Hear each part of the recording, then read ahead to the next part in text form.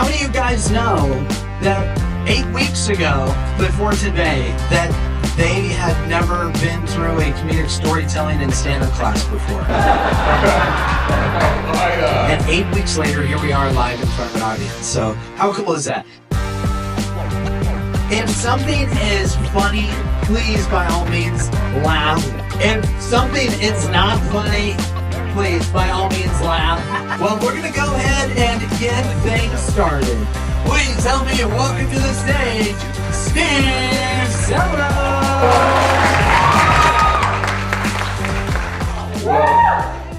Well, that was uplifting. I'm afraid we're going to get a little raunchier now. So, all right, so I want to take you back to the spring of 1991. I had hair. I was living in Seattle, and I was a big fan of this hippie psychedelic rock band called the Grateful Dead. Grateful Dead were famous for a couple things. Their fans were known as Deadheads, and also their concerts were usually filled with a bunch of poor hippie white people rolling around naked in the dirt. So I loved it. But I was a West Coast Deadhead, and I'd always heard that you gotta go see shows on the East Coast. They're better. And that the East Coast Deadhead, so I was West Coast Deadhead, used to, chewy suntan lotion. They said that the East Coast Deadheads have a more distinctive, a more refined body odor. So I'm like, I gotta check this out. So I'm like, I just hopped in the car and I headed east from Seattle and ended up way down here. So after seeing some shows in North Carolina, Georgia, and Florida, I found myself sitting on the beach by Tampa, St. Pete, looking out at the Gulf going, I'm a freaking long ways from home. I am way down here, and I gotta go way up there. So I pulled out a map. Anybody remember maps? Sitting on the beach. And as I'm plotting my course home, for some reason, the state of West Virginia jumped out. Now, I had seen a movie about a coal miner's uprising in West Virginia that painted a very dark, very morose, very brooding portrait of West Virginia. I was like, yeah, what the hell, let's check this place out. It's gonna be kind of fun. So, one of the stars of this movie was James Earl Jones. And being someone I've been told by multiple people that I have a loud, rather deep, penetrating voice. So I'm always a fan of James Earl Jones. So I thought, okay, so I'm sitting there thinking of James Earl Jones. All of a sudden, across the Gulf comes this voice, and I hear this voice go,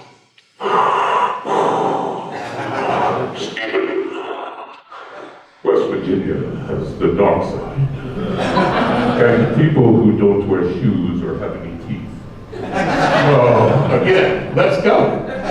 So I get off the highway and I start to feel quite comfortable because I'm seeing poor naked white people rolling around the dirt. I'm like, wow, this looks fun. I should pull over and join the fun, but then I'm the regimented.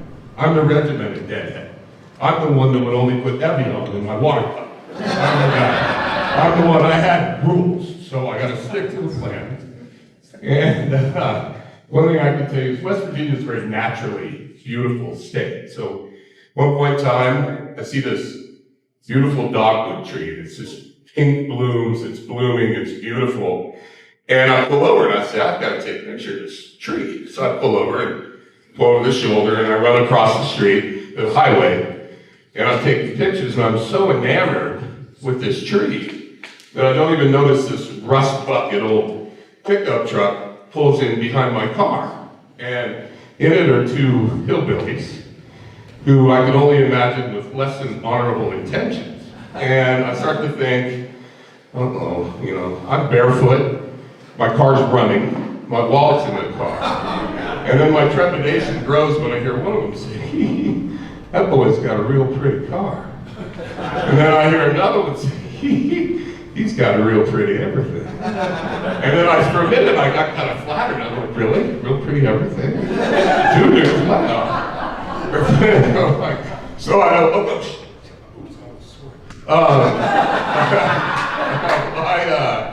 that's something new. I caught myself. So I run across, throw my car into gear, and leave Daryl and his brother Daryl in the dust. So I go, and after a few more hours of the onset of darkness, my fondness for everything and everyone hillbilly in West Virginia is beginning to wane. And it's waning. So, sorry. I come around a corner and I see a sheriff's car parked out in front of a country store. I'm like, okay, my salvation. So I get out, get in, I push open the big old creaky door, and I step in, and you know, it's that old wood, it's kind of spongy, and there's a musty smell. And then I realized, for the first time in like 2 weeks, that musty smell wasn't me. And so the sheriff is bent over the counter, and not in a very inviting way. And there's the mom and pop are behind. And the sheriff, his shirt's untucked. He's kind of disheveled, kind of brown, kind of fat. Has anybody ever seen the movie Smokey and the Bandit? Yeah! You know, he looked like Jackie Gleason. So he turns around and he looks at me and he says, "Woo, boy, you're not from around here, are you?" And I kind of take notice, a good tie-dye t-shirt, long hair. And I said, "No, I'm from Seattle." And he says, "Oh, boy, you a long way from home. You hungry, boy?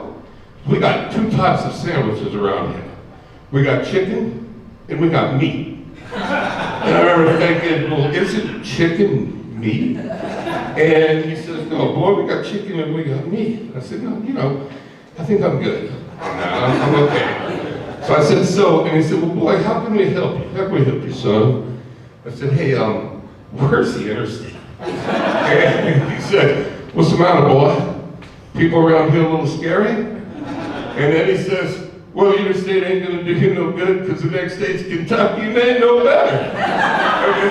They all start laughing. I'm thinking, oh God, I'm gonna die. And right then, the old boy behind the counter pulls out the little stick to start sharpening the knife.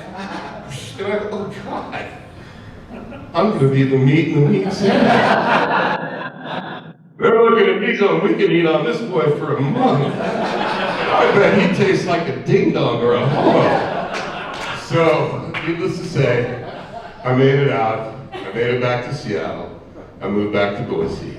And here I am in front of you guys. And thank you for your time.